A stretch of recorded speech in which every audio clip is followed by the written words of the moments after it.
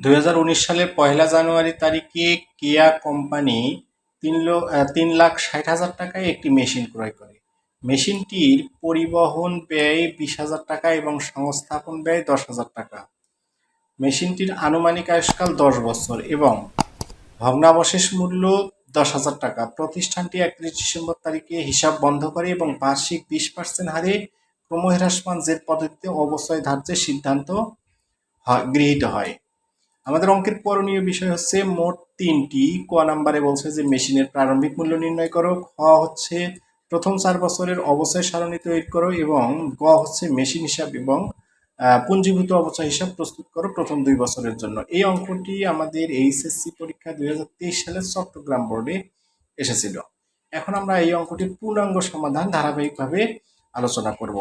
আমাদের অঙ্কের প্রথম করণীয় বিষয় হচ্ছে মেশিনের প্রারম্ভিক মূল্য নির্ণয় করো।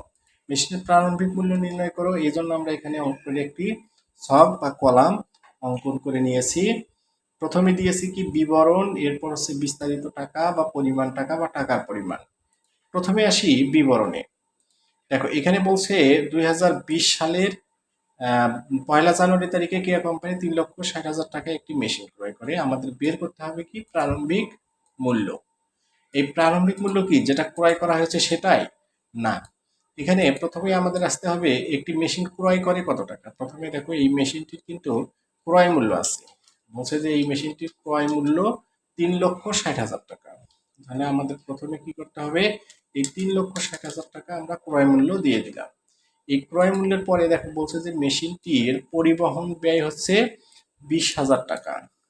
তাহলে ক্রয় মূল্যর পরে আমাদের আরেকটি ব্যয় আছে যেটির নাম কি পরিবহন ব্যয়। কত টাকা বলছে যে পরিবহন ব্যয় হচ্ছে আমাদের অঙ্কে 20,000 টাকা। এরপরে আরেকটি ব্যয় আছে যার নাম কি সংস্থাপন ব্যয়। তাহলে ক্রয় মূল্যের সাথে আমরা প্রথমে যে ব্যয়টা ছিল সেটা পরিবহন ব্যয় এবং পরের যে ব্যয় সেটি হচ্ছে সংস্থাপন ব্যয়। সংস্থাপন ব্যয় কত টাকা আছে 10,000 টাকা। আর কোনো ব্যয় আমাদের এই অঙ্কে নেই।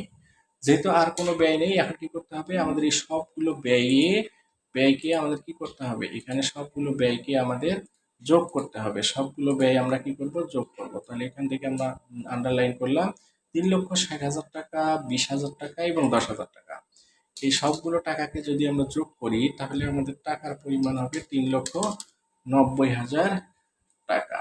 এই 3,90,000 টাকা কি, এই 3,90,000 টাকার নামই আমাদের কি প্রারম্ভিক মূল্য, যেটি আমাদের অঙ্কে নির্ণয় করতে বলেছে। এই প্রারম্ভিক মূল্যই হচ্ছে আমাদের অঙ্কের 3,90,000 টাকা, যেটা আমাদের অঙ্কের করণীয় বিষয় ছিল। তো এটি হলো আমাদের ক নং অংশের সমাধান।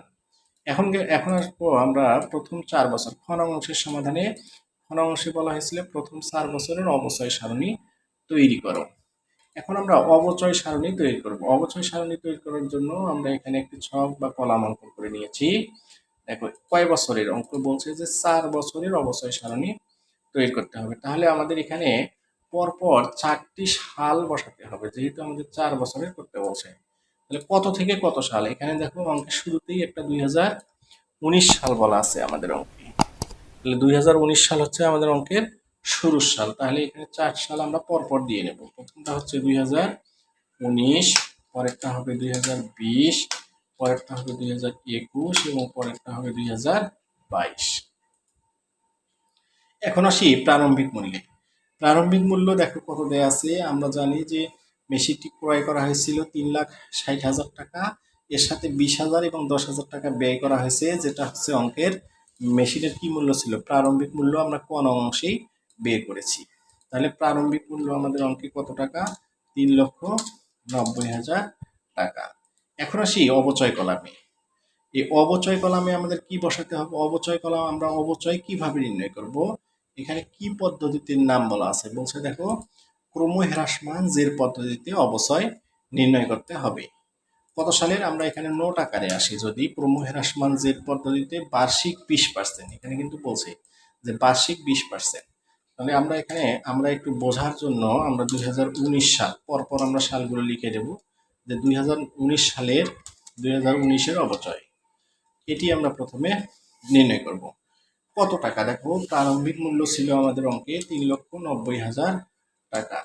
এই 3,90,000 টাকার কি করব আমরা প্রথমে এই 3,90,000 টাকার অবচয় নির্ণয় করব।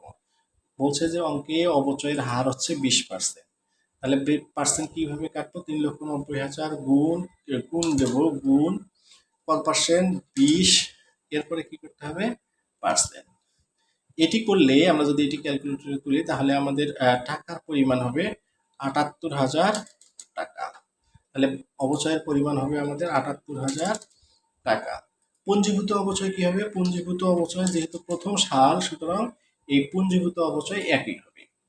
এখন আসি পুস্তক মূল্য। পুস্তক মূল্য আমরা কিভাবে নির্ণয় করব? দেখো, মেশিনের প্রারম্ভিক মূল্য ছিল 3,90,000 টাকা। এই 3,90,000 টাকা থেকে ওই সালের অবচয় কত? 78,000 টাকা। তাহলে এই 3,90,000 থেকে এই 78,000 টাকা বাদ দিলে যেটা হবে সেটাই হচ্ছে অঙ্কের পুস্তক মূল্য। তাহলে 3,12,000 টাকা। এখন আসি 2020 সালে। এই 2020 সালে কি হবে? প্রারম্ভিক মূল্য কি হবে? পূর্বের সালের যেটা পুস্তক মূল্য, এই পূর্বের সালের পুস্তক মূল্যটাই হবে আমাদের পরের সালের প্রারম্ভিক মূল্য। এখন আসি আমরা, তাহলে এটা প্রারম্ভিক মূল্য দেওয়া হলো, এখন আমরা 2020 সালের অবচয় বের করবো।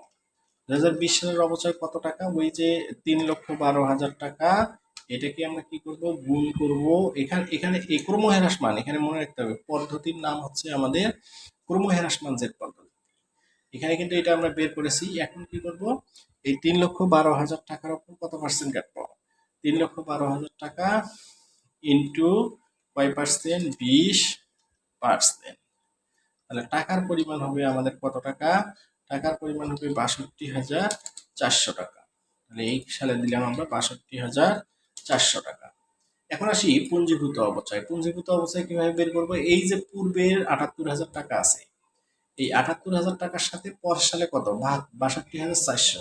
তাহলে এইটা যোগ এইটা, তাহলেই হবে আমাদের পুঞ্জীভূত অবচয়। অর্থাৎ পূর্বের সালের সাথে বর্তমানটা যোগ হলেই সেটাকেই আমরা পুঞ্জীভূত বলি। তাহলে 1,00,000 কত টাকা হবে? 40,400 টাকা। এখন আসি পুস্তক মূল্য। পুস্তক মূল্য কিভাবে বের করবো? এই 3,12,000 টাকা থেকে কি করতে হবে? এই সালের অবচয় কত? 62,400। ওটা থেকে ওটা বাদ দিন। 3,12,000 থেকে 62,400 যদি আমরা বাদ দিই তাহলে আমাদের টাকার পরিমাণ হবে 2,49,600 টাকা। এটি হচ্ছে কত? 2020 সালের পুস্তক মূল্য। 2020 সালের যেটা পুস্তক মূল্য, 2021 সালে পরের সালে এসে সেটাই হবে প্রারম্ভিক মূল্য।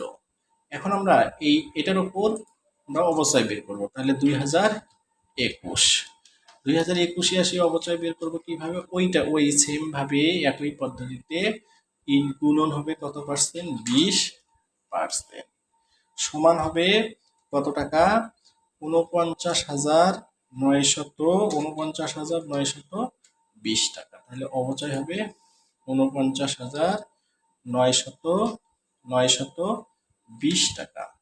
এখন আসো পুঞ্জীভূত অবচয় কি হবে? এই পূর্বের যে পুঞ্জীভূত কত? 1,40,400, এর সাথে এই সালের অবচয় হচ্ছে 49,920 টাকা। তাহলে এটার পূর্বের সালের পুঞ্জীভূত এবং বর্তমান সালের অবচয় যোগ করলে আমরা পেয়ে যাব পুঞ্জীভূত অবচয় কত? 1,90,320 টাকা। এখন আসি পুস্তক মূল্য। পুস্তক মূল্য কিভাবে বের করব? এই 2,49,600 টাকার সাথে কি করব? এই 49,000 ওই সালের অবচয় বাদ দেবো, 49,920 টাকা। এটা আমরা বাদ দেবো। এটা বাদ দিলে আমরা টাকার পরিমাণ পাবো 1,99,680 টাকা। এই 1,99,680 টাকা হচ্ছে কি 2021 সালের পুস্তক মূল্য।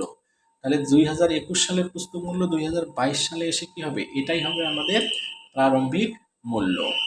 এখন আসি কি করব? 2022 অবচয় নির্ণয় করব। 2022 অবচয় কি করব? ওই যেটা আমরা প্রারম্ভিক মূল্য বের করছি, এটাকে কত পার্সেন্ট কাটতে বলছে আমাদের অঙ্কে? কাটতে বলছে 20%।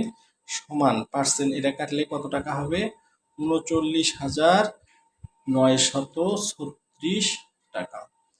এটা হচ্ছে আমাদের অবচয়। তাহলে এই সালের অবচয় আমরা পেয়ে গেলাম 39,936 টাকা। এখন আসো পুঞ্জীভূত অবচয়। পুঞ্জীভূত অবচয় কিভাবে বের করি?